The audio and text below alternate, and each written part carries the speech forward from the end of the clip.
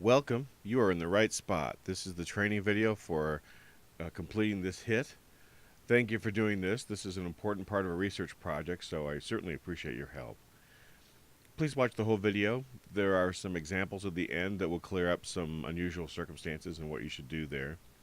The essence of the project is that people have already participated in a questionnaire. We've already got their responses. People did a great job.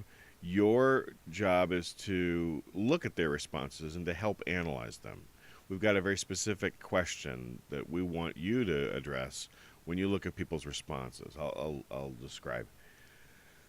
The overview is that you'll have a Google Doc. Now, the link to that doc is in the HIT itself. You'll open that doc, you'll edit that doc. Um, Here in this spot in the document, please type your Mechanical Turk work ID, and then each row here is the response for a single person. So for every row, we'll ask you to make a judgment call. We're calling it a code. We're going to ask you to give everybody a code. I'll explain that in detail, but everybody will get a code. There are 170 people in that file. So you'll code, 170 responses. So it's not a small task. Not a small task. You should know what they saw. So I need to go through this with you. You'll need to be familiar with this. And because I expect that you might not be able to read that. Let me read this. The text I'm thinking might be too small for you to see. So please consider the following scenario. Again, this is what they saw. Please consider the following scenario. You're working as a manager at the corporate headquarters of a very well-known manufacturer of kitchen appliances. You've been asked to be part of a multidisciplinary team that's responsible for evaluating ideas for new products that your employer could launch. If your team rejects a new product idea, it'll be dropped from further consideration by your firm. If your team approves the new product idea, it will be a candidate for launch. And it'll be evaluated in more detail. I'm going to skip the rest of that. That's cool. So, one new product idea you've been asked to evaluate is a modification of your firm's most popular food steamer, and it's pictured. In essence, the new product idea is to add a feature that improves your firm's original product and sell the approved product at a higher price while still selling the original product at the original price. That is, the idea is for a new brand that adds to your firm's product line, not a replacement for the original product. So informally, your team calls this idea the retractable cord steamer. The improvement being proposed is the addition of a spring-loaded mechanism that would retract the cord into the base of the product. The cord would wind onto a large spring-loaded spool that is integrated into the bottom of the steamer, making it easier to store the product when not in use. Also, the cord could be retracted part of the way into the base to take up slack in the cord while the product is being used. A prototype of the new product has been designed. The spring-loaded mechanism requires room for its operation, so the base of the new product would need to be 1 inch thicker than the base of the original product. The prototypes with the cord retraction mechanism have been tested extensively, and they are durable and reliable even under frequent use. Your firm has patented the new technology for use in a steamer in this way, and your team is evaluating whether it should be incorporated into a new product that your firm launches. As with most new technologies, this advancement would require the introduction of new costs. The cord retraction mechanism makes the new product more costly to manufacture than the current product, so your firm's manufacturing costs would increase by $12 per unit. So the proposal is to launch a new product based on your firm's best-selling steamer. The suggested retail price for your firm's most popular steamer is $119.99, and the retailers for your product have a historical track record of pricing at or very near your suggested retail price. In the U.S., your firm currently sells approximately 40,000 units of these steamers per month, and the rest of the industry sells another 25,000 units of similar steamers per month. The proposal is for the new retractable cord mechanism to be added to your firm's best-selling steamer, creating a new brand of steamer with a suggested retail price of $149.99.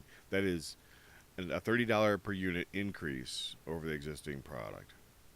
Of that retail price increase, a portion, $10, would go to the retailers in the form of increased profit margin, and the balance of the increase, $20 per unit, would go to your firm.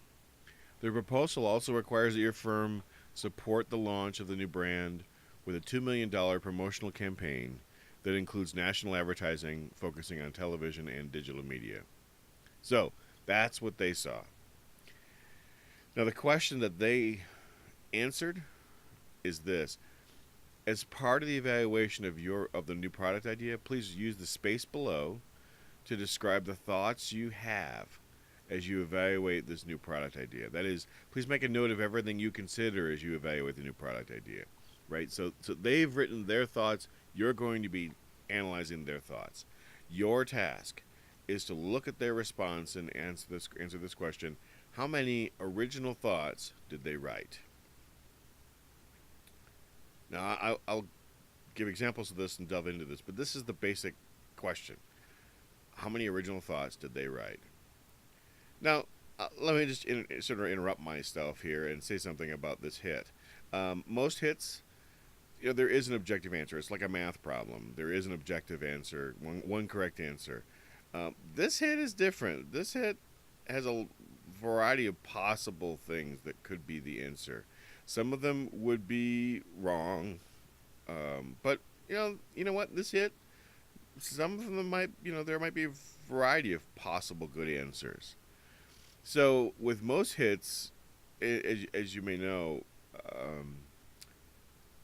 requesters will sometimes ask people to do the same task, different people to do the same task, and then they'll compare the answers. And if the answers don't match, then they're gonna reject somebody's work. Look, that's not what's going on with this hit here.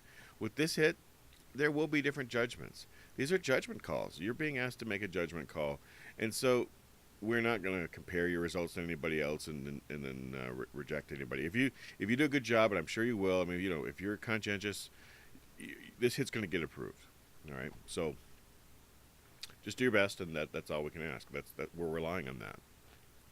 So let's delve into the task that you'll have. Let's do some examples. Let's say that this is the response you're looking at. Very few people would be interested in this new product. So there's really only one core idea here that not many people will be interested. So, right, number of original thoughts about the product idea, 1. I only see one thought there. Next example, lots of people would be interested in this product. It's the same as the last one. The only difference is whether they thought it was few or many.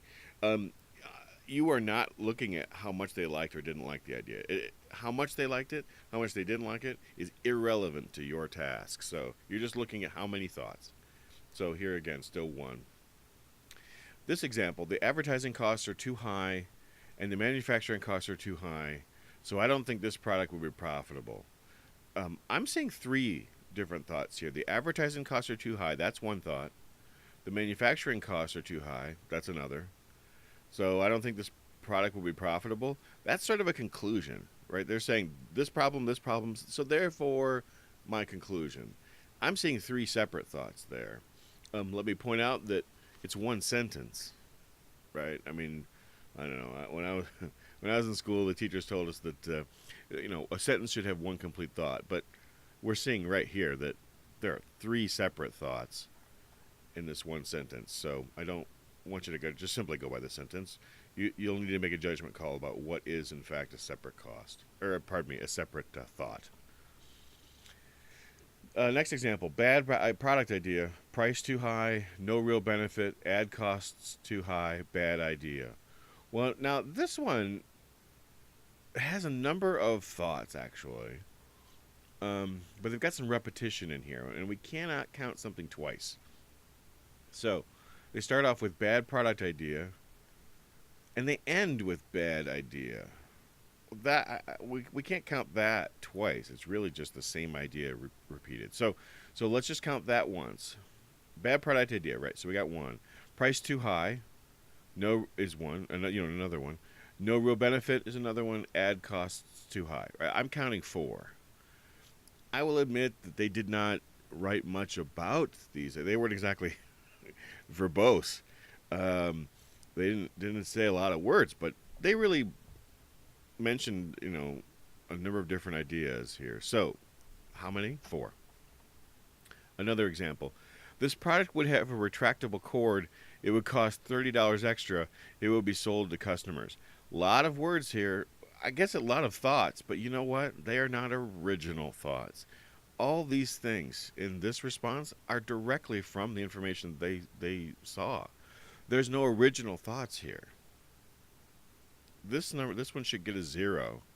They've got no new original thoughts. They weren't making any comment about whether these are good or bad. They just seem to be doing a book report about the original information. So there's no original thoughts here. This is 0. Another example. Price is bad. Also, purse. Well, price is bad. That's certainly one. Purse, what now? I don't know what that means. Um, if you don't know what it means, then just count that part of it as 0. So I'm going to give this one a 1. I'm going to give them a 1 for the price is bad part of it. Here again, you're making judgment calls. If you want to make a leap of inference, if you want to make some, you think you know what they're trying to say, go ahead and make that as part of your judgment. I don't want you to be able to feel like you have to jump too far. I mean, if you can't see something on the page, I don't want you to guess completely, right? So you can make reasonable inferences about what they're saying, and beyond that, if they're unclear, well, I guess you can't count it. In other words, I don't want you to be a mind reader or something. I mean, nobody's asking you to do that. You're pretty much limited to what you see in front of you, what's on the page. A few more examples. Saturday Night Live has an amazing track record. It might be on TV for another 50 years. Possibly true. Saturday Night Live is awesome, but you know what else? It's not relevant. Not relevant to the task at hand. So these are, there's zero thoughts about the product idea here. So lastly, let me repeat. Thank you. Thank you for being willing to do this. This is not going to sit on a shelf somewhere. This is active research, and you're an important part of it. Really. Thank you.